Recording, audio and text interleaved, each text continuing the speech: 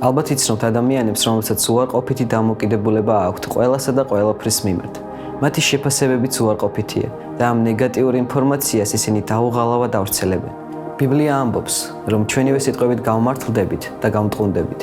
ჩვენ შეგვიძლია დავაკვირდეთ, რას ამბობს ჩვენი ენა და იმის მიხედვით შევაფასოთ, რამდენად მორჩილნი ვართ ღმერთისა.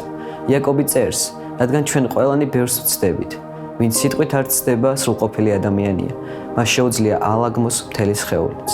სიტყვებს დიდი ძალა აქვს და ამიტომაც კარგად უნდა დავფიქრდეთ, სანამ რამეს ვიტყოდეთ.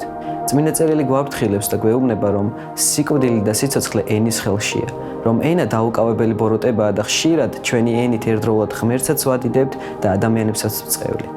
სწორედ ამიტომ დიდი ყურადღება გვმართებს იმისთვის, რომ ვაკვირდებოდეთ, რას ვამბობთ და როგორ ვამბობთ, რათა ჩვენი სიტყვები ამხნევებდეს და აძლიერებდეს ადამიანებს და არა პირიქით.